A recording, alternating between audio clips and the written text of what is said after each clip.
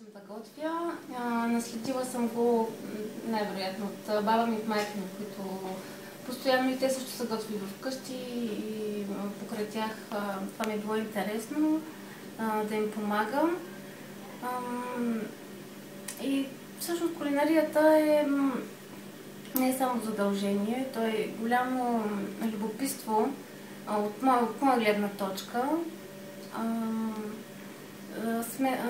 Съчетаването на вкусове, на различни вкусови аромати, в различните сезони, опитване на нови храни, точно към това любопитство и това искам да опитам. Именно заради това и реших по-надълбоко да застъпя тази тема и превърна се като хоби, в хоби се превърна кулинарията, по-късно и в професия, защото изведнъж приготвям си вкъщи най-различни неща, обаче изведнъж станаха толкова много като количества, че не смогвахме да ги изяждаме, раздавам на приятели, на познати и в един момент си казах, трябва да готвя за много хора. Как стартира блога? Блога като цяло идея на моя приятел. Той е дизайнер и може би ми беше интересно да създаде нещо свое, като в случая аз съм лицето на блога. Той стои зад него, но е също много важна част от блога. Може да се каже, че заедно го правим. И в началото беше по-семпло, по-плахо. Сега вече избирам си темите, в които да пиша. Понякога са спонтанни, понякога са свързани с предстоящи празници, както и сега и Великден, например. Предстои съм се заела да приготвя няколко великденски сладкиша, които не са традиционни за България, за чужди страни, които също не са много интересно, не съм ги опитвала до сега. Харесва ми, когато всяка рецепта си има история, защото самата рецепта е една емоция, както историята е емоция. За мен те са неразделно свързани и затова и в постовете си почти всяка рецепта си има такава емоционална история. Не е просто рецепта, която споделям с читателите. И за момента вече почти, мисля, че 4 години вече станаха. 4 години водя този блог. На моменти ми е като мания, но не мога да се откажа поне за момента. Мога да бъда много изморена, но искам да споделям, да правя всъщност това, което ми харесва. От кога хобито се превърна в професия? Може би беше една година след като създадох блога и след като установих, че трябва да готвя за много хора. И тогава се ориентирах към сладкарството, защото то е по-голямата ми страст. Обичам също така много сладко. Не ти личи. И е интересно. Интересно е да се готви с сезонни продукти.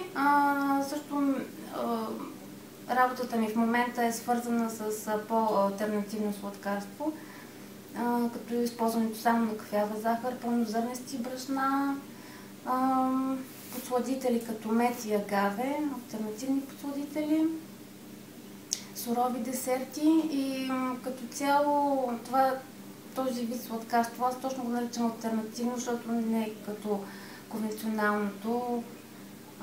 По-интересно е самите продукти, ако се вземе една рецепта и се приготви с бяло брашно, бяла захар и същата рецепта с по-добри качествени продукти, резултатите винаги са различни.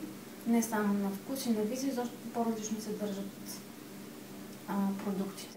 Любима рецепта е всяка последна, може да се каже, последна рецепта.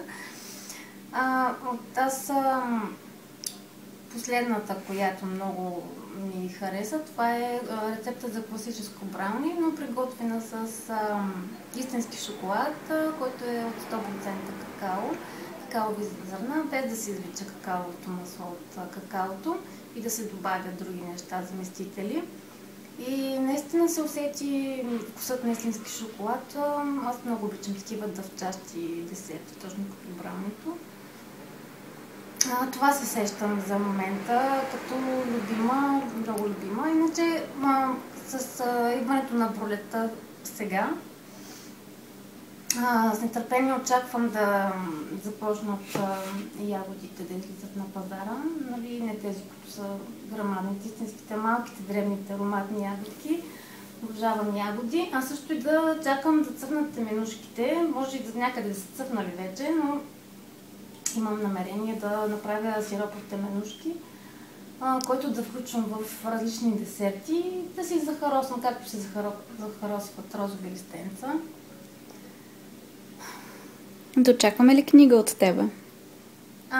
Имам идея за книга, но не мисля, че това ще се случи скоро, защото много приятели ми казват: хайде издай книга, имаш толкова много събрани рецепти.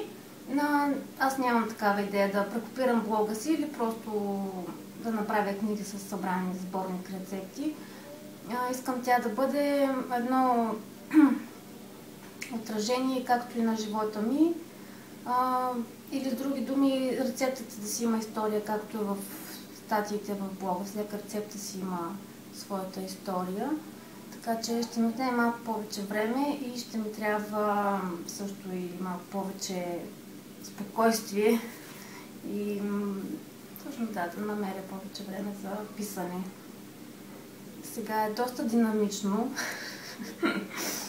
и успявам само да се справя с публикациите в блога, като работата ми е основното занимание.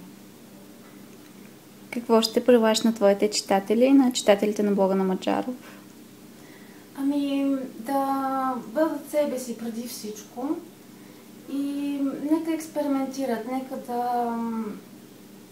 да бъдат вдъхновени, да не се страхуват от непознати продукции и подправки. Просто никога не се знае кога ще им хареса в един момент. И никога да не казват никога.